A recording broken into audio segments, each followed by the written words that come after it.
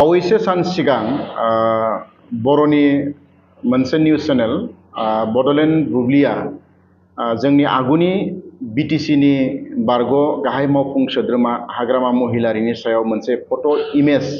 होनानै बिथांमोना मोनसे आरजाथावै बाथ्रा लिरदोंमोन। बिथाङा जेब्ला देहा फाहामसालियाव दङमोन होननानै खोनादों जोङो, आरो बै समाव बिथांमोना मोनसे फट' पस्ट होदोंमोन, जाय फट' पस्टखौ लानानै गोबां रिएक्शन जादों आरो बेखौ लानानै बिपिएफ राजखान्थि हान्जानि दैदेनगिरिफ्रा केस एबा एफआइआर होनायखौ जोङो खौरां बिजोङाव मोन्दों। दा बाथ्राया जाबाय मा, दिनैहाय जोङो बड'लेण्ड डिजिटेल जार्नालिस्ट एस'सिएशननि मोनसे हरखाब मावफुं मेल जोङो हांख्रायनाय जादोंमोन आरो बड'लेण्ड बुब्लिनि जि आथिखालाव सोलिबाय थानाय जि जाथाय बेखौ लानानै जोङो गुवारै सावरायनाय जादों। आरो बे गुवारै सावरायनायाव जोङो गासैबो जोंनि चेनेलनि बिगोमा, चेनेलनि चिफ एडिटर आरो माखासे जोंनि बड'लेण्ड डिजिटेल जार्नालिस्ट एस'सिएशननि बिबानगिरि बिथांमोना जोङो जयै सावरायनानै बड'लेण्ड बुब्लिया हाग्रामा महिलारिनि सायाव जि मोनसे फट' पस्ट होदोंमोन, जे बिथाङा देहा फाहामसालियाव थानाय, बेखौ जोङो गोख्रों रावजों सोंखारिदों आरो इयुनाव बेबायदिहाय सोरबा सुबुं एबा सोरबा हानजा बा आफादनि सायाव बेबायदि आरजाथावै बाथ्रा बुंनायनिफ्राय एबा निउस खालामनायनिफ्राय बिथांमोनखौ जोङो गोजानाव थानो होदों। आरो इयुन समाव जुदि बेबायदि माबाफोर बेबायदि आरजाथावै बाथ्रा बुङोब्ला एबा बेबायदि आरजाथावै बाथ्रानि गेजेरजों जुदि माबा मोनसे रिएक्शन एबा जोंनियाव माबाफोर कमप्लेन फैयोब्ला बिथांमोननि सायाव जोङो गोख्रों राहा लानाय जागोन होननानै बुंदों। आरो दिनैनि मेलाव जोङो गासैबो जोङो सावरायलायनायनि गेजेरजों जोङो थांखि लादों आरो बिथांमोनखौ जोङो बे थांखिनि गेजेरजों बिथांमोननो थांखि दैथायहरदों आरो बिथांमोनजों जों सावरायनानै बिथांमोनखौ बुंदों जे खम समनि गेजेरावनो बे निउसखौ लानानै बिथांमोना निमाहा बिनांगौ आरो बिथांमोना प्रेस कनफारेन्सनि गेजेरजों हाग्रामा महिलारिनि सायाव जि फट' पस्ट होबाय बेखौ लानानै बिथांमोना निमाहा बिनांगौ होननानै दिनै जोङो जोंनि जे बड'लेण्ड डिजिटेल जार्नालिस्टनि मावफुं मेलाव जोङो बे बिथांखिखौ जोङो आजावदों आरो बिथांमोनजों सावरायदों। बेनि उनाव जोङो बेखौबो जोङो थांखि आजावदों जे जिहेतु बिथांमोना गोरोन्थि मावदों, नाथाय गोरोन्थिखौ जोङो निमाहा होनोबो रोंनांगोन आरो बिथांमोनखौ जोङो बुंदों जिहेतु, आरो बिथांमोना निमाहा बिखांनायनि उनाव एबा निमाहा बियोब्ला जों सानदों आरो जों सावरायलायनाय जादों जे बिथांमोननि सायाव जिथु केस होदों बे केसफोरखौ जाहाथे बिपिएफ हान्जानि दैदेनगिरि बिथांमोना गावनि बर' फिसा होनानै जाहाथे उइथड्र खालामो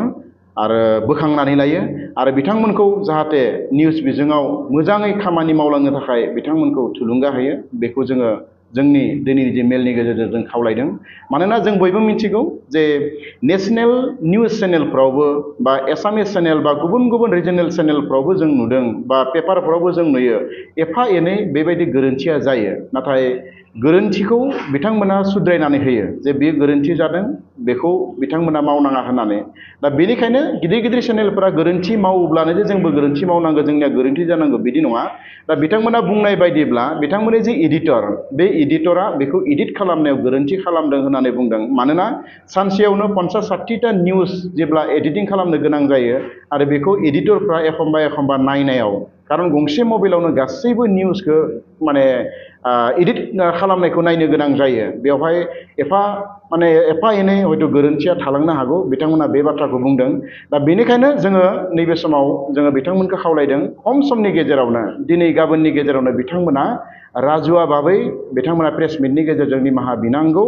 आरो निमाहा बिखांनायनि उनाव जों बुंदों जे बिपिएफ हान्जानि जाय बिथांमोननि सायाव जिथु केस होबाय बे केसखौ जाहाथे उइथड्र खालामना लायो। मानोना जों साफ्रोमबो बर' फिसा, जोंनि न'खरावबो बिपिएफ हान्जा दङ, जोंनि न'खरावबो गुबुन हान्जानि मानसि दङ, बिथांमोननि रिलेटिभ, जोंनि रिलेटिभआबो बिपिएफ हान्जायाव दङ बा बिपिएफ हान्जायाव दङ। जों साफ्रोमबो बर' फिसा हिसाबै राजखान्थिखौ लानानै जोङो राजखान्थि गेले, नाथाय जोङो माखासे फिसा फिसा बाथ्राफोरखौ लानानै जोंनि गेजेराव जाहाथे एना एनि जाया आरो जोंबो बड'लेण्ड डिजिटेल जार्नालिस्ट एस'सिएशना जाहाथे बायदिसिना बिथिं, राजखान्थि, समाजखान्थि बा हारिमु बिथिं बा जोंनि समाज बिथिं बायदिसिना बिथिङाव जाहाथे मोजाङै खामानि मावनायाव बयबो रायजो राजाया जोंखौ जाहाथे हेफाजाब होयो आरो जोंबो बयबो राजखान्थि हान्जा जोंनि समाजनि मोजांनि थाखाय अरायसम खामानि मावलांनो थाखाय जोङो अरायसम नाजाबाय थादों। नाथाय एखमबा माबा मोनसे मिस्टेक जायो आरो बे मिस्टेकखौ जाहाथे नोंथांमोना आसि दिन्थिनानै होयो, बेनि थाखाय रायजो राजा नोंथांमोनखौ बा गुबुन गुबुन हान्जानि दोलोनि बिबानगिरि नोंथांमोनखौ बे समाव जोङो गुरै खावलायबाय आरो बेनि सिगाङावबो जों बुंदों जे माबाफोर जुदि गोरोन्थि नुयोब्ला नोंथांमोना जोंखौ कन्टेक्ट खालाम, डाइरेक्टनो नोंथांमोना बुंहर आरो बुंहरनानै नोंथांमोना बेखौ सुद्रायनायनि मोनसे राहा खालामनांगौ होननानै बुं। आरो बिथांमोना सुद्रायजायाबा बा जों जुदि सुद्रायजायाबा, जों जुदि जोंनि गेना गेरेन्थिखौ जों जुदि मानिनानै लायाब्ला बै समाव नोंथांमोना जोंखौ जा पानिशमेन्ट होनो गोसो दङ, जा एक्सन लानो गोसो दङ, जा थांखि लानो गोसो दङ, बे थांखिखौ नोंथांमोना लानो हागोन। आरो बेनिखायनो नैबे समाव खावलायनो लुबैदों जाहाथे बिथांमोनखौ जोङो निमाहा बिनो होदों, बिथांमोना इमिडियेट निमाहा बिनांगौ आरो नोंथांमोनाबो निमाहा बिखांनायनि उनाव जाहाथे केसखौ जाहाथे उइथड्र खालामो बेखौ खावलायबाय। बेखौ खावलायनानैनो दिनैनि जि नैबे आंनि मावफुं मेलाव जि जोङो सिद्धान्त लादों, थांखि लादों, बेखौ नोंथांमोननो फोरमायबाय। गोजोन्थों।